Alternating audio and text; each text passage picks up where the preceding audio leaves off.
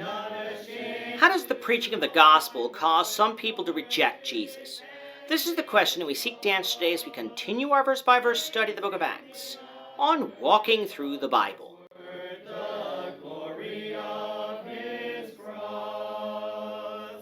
Today we're going to be discussing Acts chapter 19, verses 21 to 27. Before we do that, let's read the passage.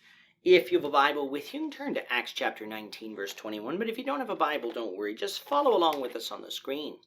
The version that we'll be reading from is the New King James Version.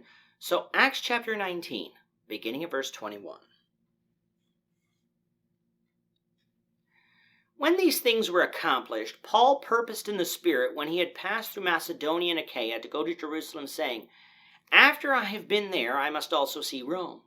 So he sent into Macedonia 2 of those who ministered to him, Timothy and Erastus, but he himself stayed in Asia for a time. And about that time there arose a great commotion about the way. For a certain man named Demetrius, a silversmith, who made silver shrines of Diana, brought no small profit to the craftsmen. He called them together with the workers of similar occupation and said, "Men, you know that we have our prosperity by this trade. Moreover, you see and hear that not only at Ephesus, but throughout almost all Asia, this Paul has persuaded and turned away many people, saying that they are not gods which are made with hands. So not only is this trade of ours in danger of falling into disrepute, but also the temple of the great goddess Diana may be despised and her magnificence destroyed, whom all Asia and the world worship." Paul has been in Ephesus now for 2 years. And we hadn't read this before this section, but Timothy has returned to Paul's side, with us last having seen him being with Paul at Corinth in chapter 18. With his time at Ephesus coming to a close, Paul was making plans to pass through Macedonia and Achaia and then come to Jerusalem, after which he was planning to go to Rome. Before leaving Ephesus, though, he sent on ahead of him Timothy and Erastus, who would travel through Macedonia before coming to Corinth. Paul, however, remained in Ephesus for a time. This is where knowing a little bit about the epistles come in handy. From 1st and 2nd Corinthians, as well as Romans, we learn that Paul's journey here was going to accomplish 2 things. First of all, from 1st and 2nd Corinthians, later on in Acts 20, we know that the churches in Macedonia and Achaia, at the direction of Paul, are preparing to send money to the poor brethren in Judea who needed assistance. Therefore, Paul coming through these regions was to collect those funds along with the people who would help carry that with him to Jerusalem. The second reason, though, comes from 1 Corinthians chapter 1. By this time, Paul had heard from the house of Chloe about the divisions going on in Corinth and the church there. Chapter 4 of that book makes it clear that Timothy was being sent after they received that letter to further instruct them in the word. Paul would be coming to them too, but a door of opportunity, according to chapter 16 of 1 Corinthians, had opened up in Ephesus, where he would remain for the time being. Paul's hope was that the Corinthians would receive his letter, receive Timothy, correct what needed to be corrected, so that when he got to Corinth, it would be a joyful return and not a return of correction.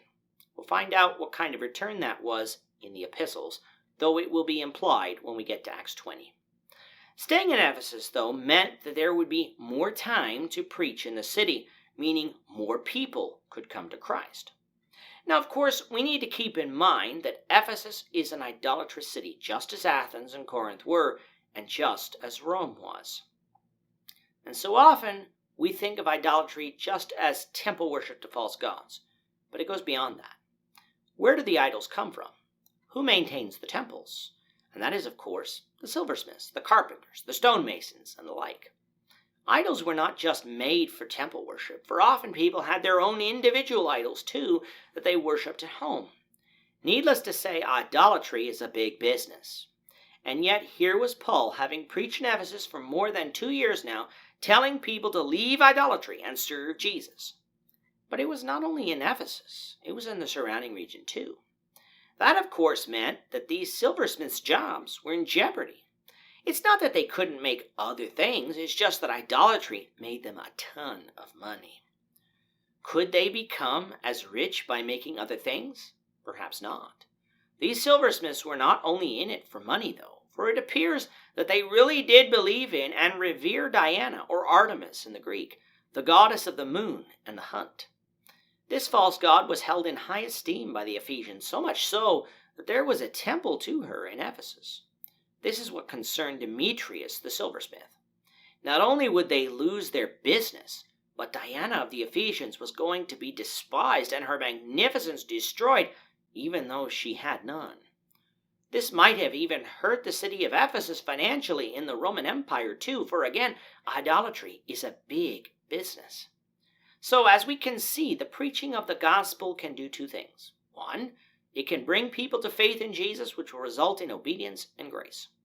But it can also push people away from Christ by hardening their hearts against God. The result depends on the willingness of people to hear the word, recognize their sin, be willing to put off their sin and put God first over all else. Some people are just not willing to do that, and that is why they reject the gospel. When faced with this, let's not assume that either we failed or God failed. We didn't, and neither did God. For when standing before God on the judgment day, ignorance will not be an excuse. The gospel was preached, and they chose to reject it. The temptation when faced with rejection is to change the gospel message in order to make it palatable for more people. We're going to find out in the next lesson that that is the exact opposite thing we should do. We need to preach the word of God in its simplicity and its purity. What people do with it afterwards is up to them. But whatever they choose will affect their home for all of eternity. Knowing this, let's choose to obey Christ today. With that, our time is up for today. The Lord willing, we hope you'll join us for tomorrow's discussion of Acts chapter 19, verses 28 to 41, as we continue our walk through the Bible, one verse at a time. Thank you for watching today's episode. We hope that you found it edifying and ask that you not only subscribe to our channel and podcast, but that you like and share this episode among your friends, so that the saving gospel of Jesus Christ can go out to the whole world.